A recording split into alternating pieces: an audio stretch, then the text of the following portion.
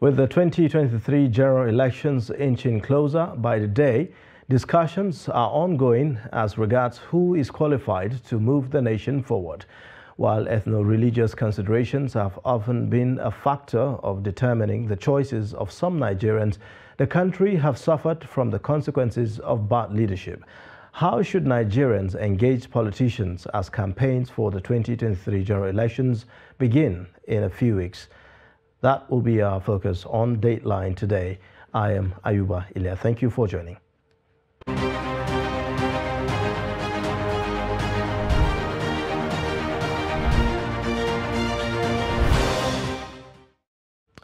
Now, the Independent National Electoral Commission has fixed September 28, 2022 for the commencement of presidential National Assembly campaigns, while that of the governorship and state houses of assembly will commence on October 12, 2022. According to the Commission, last day of campaign by political parties for the presidential and National Assembly is midnight of the February 23, 2023, while that of governorship and state assemblies is midnight of March 9, 2023. What should be the focus of discussions and what should Nigerians be looking out for in their candidates? To discuss this, I have in the studio Julius Denham, Executive Director, I Am Nigeria, and Tehel Michelia, FCT Coordinator of I Am Nigeria. I hope I'm correct. Thank you, Mr. Yuba. Happy to be here. Yeah. All right. Well, let's begin with your take on the political participation of Nigerians as you see it now. Well, we're trying. If you look at from the last voters registration, we had about 84 million Nigerians that, of course, were accredited. That were registered, rather. And this year it has increased with almost about 12 million. And we are looking at around 90 million thereabout registered voters. Although I know that the INEC chairman had wanted to add 20 million, but it is fairly good. They had almost 12 million thereabout. So I think it's good. The people are turning out to register. Well, it's not just about registering. Because if you look at even the last election, 84 million people registered, but about 28 million people were the ones that went to vote, which is less than even half of the people. So but we pray that this come election, right groups like ours will join forces to do a lot of sensitization to make the people understand it's not just enough to go get your cards, you know, to go, make a register. It's your civil right and civil duty to Nigeria to make sure that you vote the right candidates. Because usually, you know, it has been the normal practice that once it's election time, Nigerians actually think that, you know, all they have to do is to go to the polls during elections, and the moment elections are over, everyone goes back to sleep, you know, and all that. So political participation and engagement goes beyond elections, isn't it? Of course. Well, a chunk of our problem in Nigeria is that we are still yet to understand governance. So we are quick to understand, or we are good with the understanding of government, but governance itself, governance cut across everybody. It's the responsibility of everybody to play the role of governance. What you are doing now is act of governance, because for the fact that you are bringing us here to talk about this part of sensitization, it's actually governance. Because governance is the ability to build the people in the right direction, you know, and then a lot of factors are playing out in governance. So, but if you talk about the governing system, it's easy. We'll just say, the president, the vice president, the senators, and all that, you know. But those are just elected positions. But when it comes to governance itself, it goes down to even the market woman in the market, the tomato seller in the market. You know, for the fact that she's doing her duties right, is all part of governance.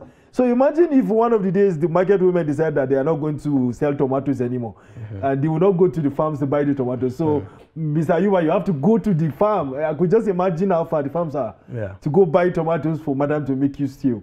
You know, so it's all collective responsibility. That's what it means. So in what ways can Nigerians actually engage politically, aside from just going to participate in elections, aside from waiting for election day to go and cast vote? What other ways can they actually engage? Let me throw that to Tahel. Yeah, they can engage in many ways, because what I come to grow to see back then when we were much younger, tomorrow is election, our parents will be getting ready for the election.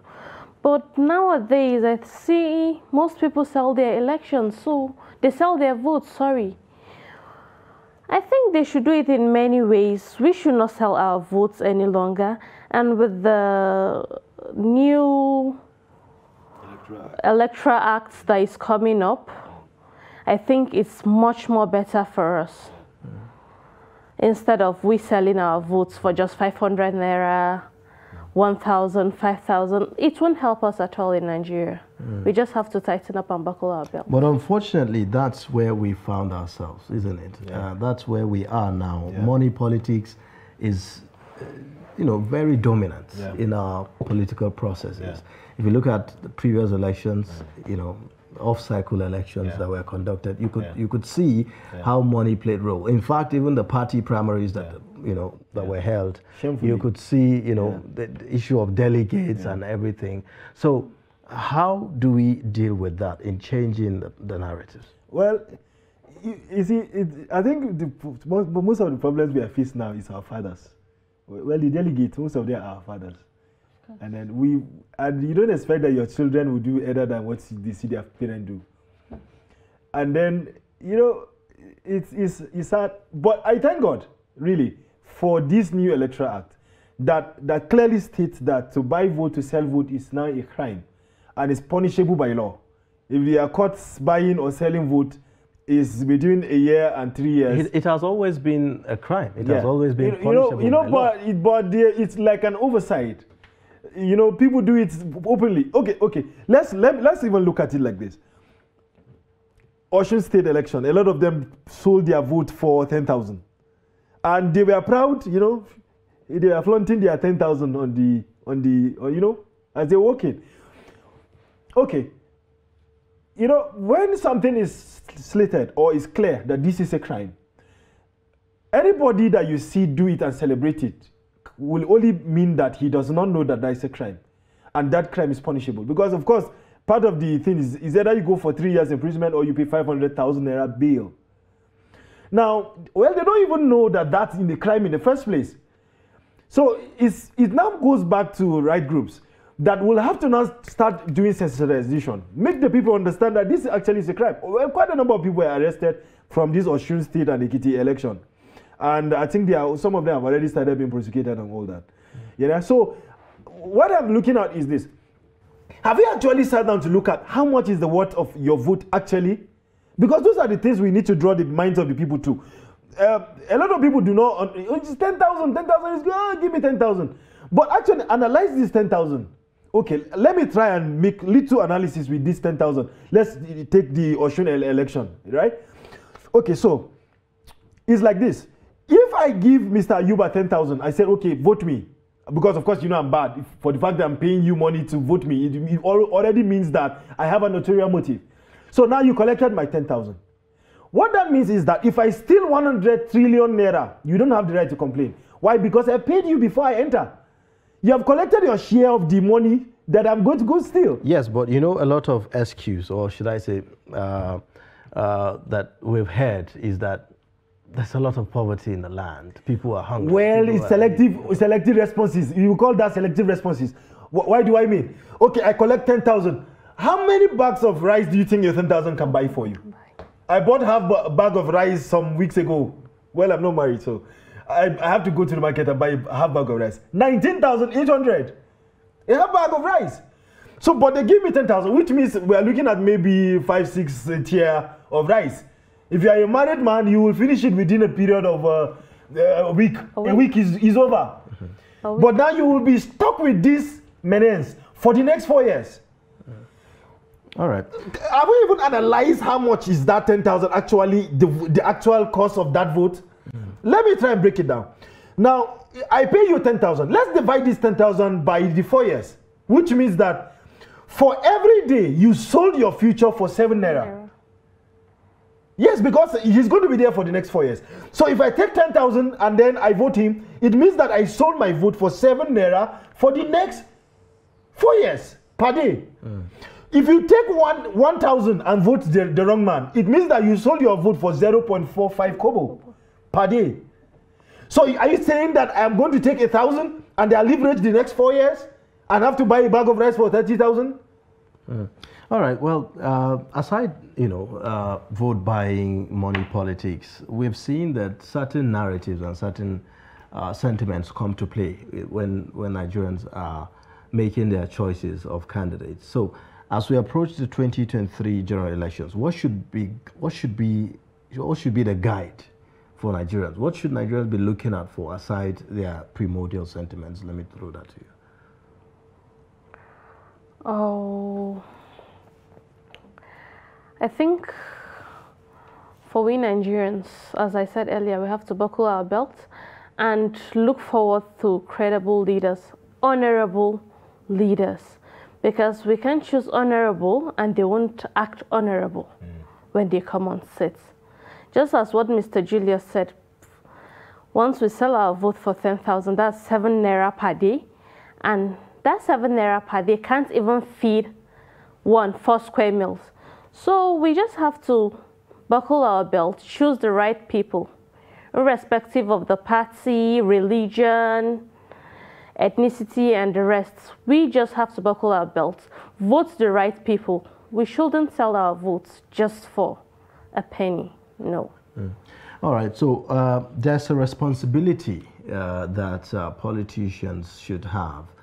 They are after elections. The truth is, when you ask many of them, what they are after is to win the election, whichever way, whether by buying the votes, whether by sending out certain negative narratives that could divide Nigerians. They actually do not care. So what sort of responsibility should politicians take seriously in terms of showing example, in terms of uniting Nigerians, in terms of letting Nigerians understand some of these things that you have talked about? Well, it still falls back to people like you. You have to constantly call for debates, because this new electoral act will make vote rigging a bit tighter, because some of the means at which you have to rig now has been closed, which that's why part of the reasons why they are now going to buying votes. But before now, they could just go back behind the scene and pay certain people, and the election is rigged. Now the thing has been made more difficult because it's electronically transmitted, and everybody, as soon as you thumbprint, is seen in the main screen, right? So I think part of the things that you people will have to now do is that you have to constantly bring these people to the table. Let us hear what they have to say. Based on the things they are saying, will drive conviction in the heart of the people to whether we should vote this Mr. or vote this Mr. We've had a lot of people come and say, "Oh, I'm Dr. Joe." In the house, it means you're an elder. And then we give them electoral seats, and then all of a sudden they mess the whole thing up. A lot of people have come and say, "Oh, I'm Christian, I'm Muslim, I am an idol worshipper," and we voted them into power, and then we have seen the mess, of course. So. All right. Okay. So another problem is, beyond earlier on when you started talking, you talked about the number of people that registered. For their PVCs. Usually, when the times for election comes, you find that the number of people that registered is not commensurable to what you have on ground. So voter apathy is always there. How can we change that? How can we make sure that people come out to participate in the process? Aside from registering, get your PVC and actually participate. You see, the thing is that the reason why a lot of people are actually they are nonchalant about the election is because in the first place, they have lost confidence in the electoral process. Because if I have lost confidence in the electoral process, that's why the cliche, your vote does not count, comes into play. I go through, spend 1,000 to go to where I'm going to vote, and then queue from morning till night, having cast my vote. Then somebody comes and tells me that they have rigged the election. Of course, I will lose confidence in the process. And those are part of the reasons why Nigerians will rather just sit at home and out of 84 million people, then 28 million people will go vote. Because they have lost confidence in the electoral process. And these things are done by these politicians. They want to make you feel your vote does not count. Because if you feel like your vote does not count, then why will I even go vote in the first place? But all of it is a propaganda. Because the reasons why I say it's propaganda, you say my vote does not count, but yet you offer me 5,000 to vote. It's a trick. It's just a trick. So how do we make sure that... We have to get to the people. Let them understand that this new electoral act is the way out. Their vote will definitely count so long as now they go vote. And I think just some days ago, I was in one of these radio stations, and it's the same thing. Some of the people that called in were like, they have already given up. They said they are not going out to go and vote. But having heard the things we said, because it's your constitutional right. You are doing Nigeria an injustice that you collect your voters card and don't vote. It's an injustice to the nation. It's constitutionally empowering you. The constitution has empowered you to exercise your right as an individual and as a citizen of the nation. So for you not to do that, you have done injustice to the nation. So everybody should vote. All right. So we'll take a short break now, and then when we return, the program will continue. Please stay with us. You're watching Dateline, reaching you from the nation's capital.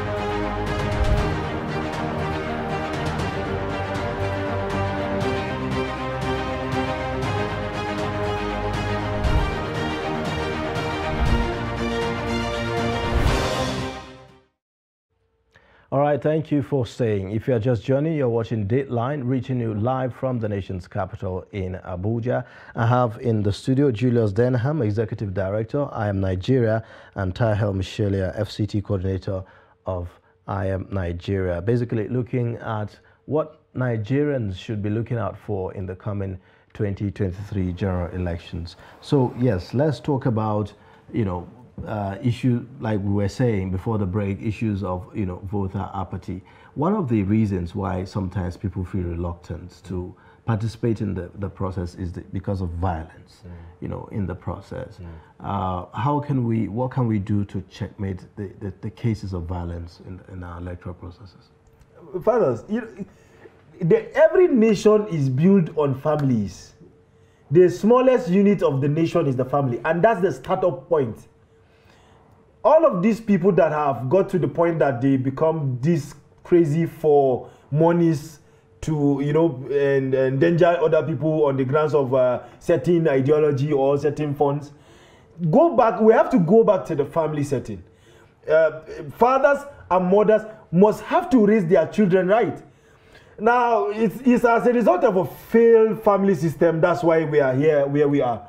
Sometimes you are sat at home and you saw your dad came with a bag of money and you asked him, I say, yeah, we took some of the nation's treasury, and of course he's buying you a Ferrari.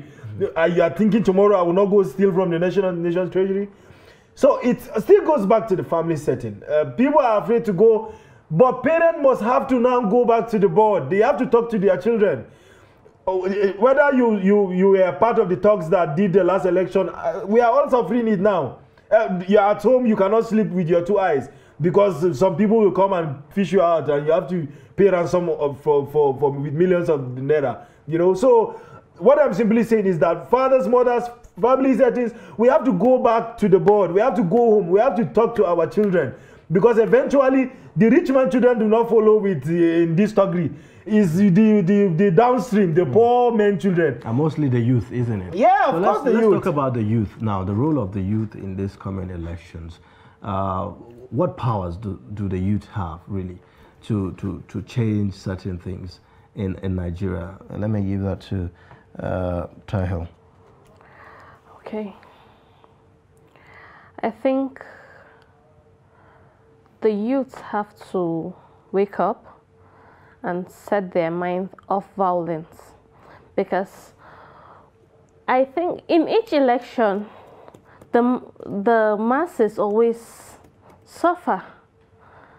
Because the rich man, or will I say, the candidates, most of them, I think 3 days to election, 4 days to election, you see the airport filled up. Where are they going to? They're traveling abroad. While the masses are there killing themselves. Oh, I'm for SDP, I'm for PDP, I'm for this, that, that. Their parents are all home, sleeping, but they're out. What? Most of them going to the market, buying new cutlasses. What? They want to go rig election, steal the ballot boxes? No. Their parents need to question them at this point. Because each time if you look at this situation, maybe it's one of their distant relative that is coming on board as a chairman, as a councillor, as a governor, then the masses will now come out carrying it on their head. Well, while the candidate is at home, his families are abroad. The issue, another issue we have is that we have a large number of youth actually who are not, listening to any parent, father or mother. They are literally on their own, out on the streets, fending for themselves. So the chances of them listening to anyone is not really there. It's based on the past governance. Whether you like it or not, Mr. Ayuba, the reality of the matter is now a bag of rice in Nigeria is 30,000. And these people are eating, which means that the way the country is hard, that's how they ought to are frustrated with the country. Frustrated. Which means that, now, the statistics of Nigeria has clearly stated, 70% of the voting strength of Nigeria are youth-based. Before it was 65. Now it's 70.